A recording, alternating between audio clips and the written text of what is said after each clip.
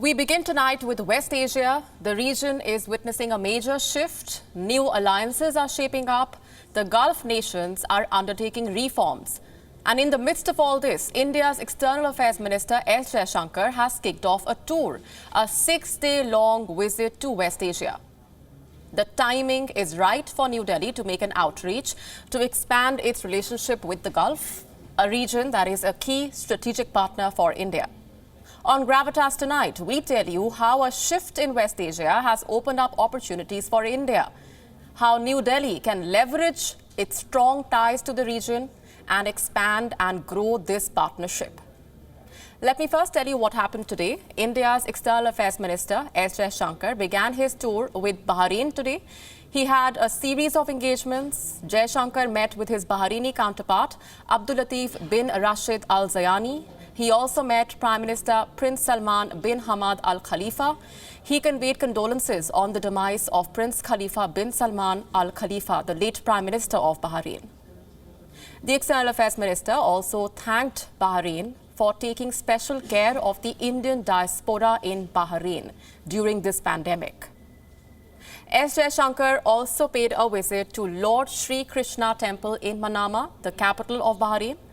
Last year, Prime Minister Modi had launched a redevelopment project for this 200-year-old temple, a project that is worth $4.2 million. Jaishankar also interacted with members of the Indian diaspora via a video call.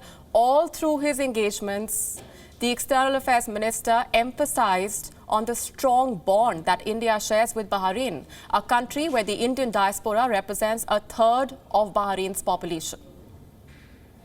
S. Jaishankar travels to the UAE next, followed by Seychelles, countries that are central to India's strategy in the region. Why is India reaching out to its Gulf partners right now? Because India's regional influence is growing. India no longer wants to look at the Gulf just as a source of oil. It considers Gulf countries as key strategic partners. Jaishankar's decision to undertake this tour during a pandemic could be an attempt to achieve key goals that are both short and long-term in nature and build on the personal outreach of Prime Minister Narendra Modi. So what are these goals that the Indian External Affairs Minister could hope to achieve with this tour? We have identified some possibilities. Number one, this is a more immediate concern to protect India's interests in the Gulf. The pandemic has triggered a lot of turbulence in this region. While new alliances are being built, Gulf nations are looking within too. They are tightening their belts. According to one estimate, Arab states or the Gulf could have a deficit of about $490 billion between 2020 and 2023. Their government debt could surge by a record $100 billion this year. Proposals are being floated around that could limit the entry of foreign workers. Close to 8 million Indians work within the Gulf. India would want their interests to be protected. Second, the Gulf is diversifying. They are making big-ticket investments to open up other sectors of the economy to generate income, all in an attempt to shift away from oil. And India can offer many investment opportunities to the Gulf. We'll share a few thoughts on this in just a bit. How else can India leverage this West Asia outreach?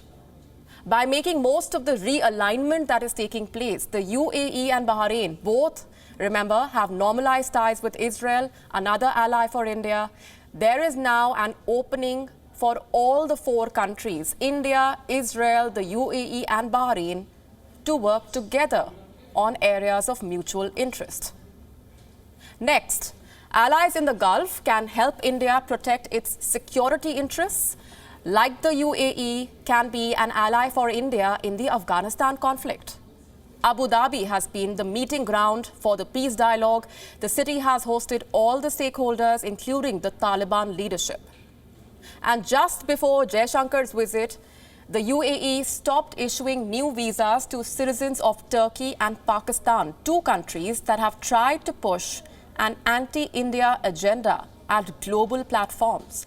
There is opportunity for India to forge a partnership with allies like the UAE, especially on issues of national security. And finally, the fifth possibility, another crucial one, India can be an ally for the Gulf nations as they undertake serious reforms.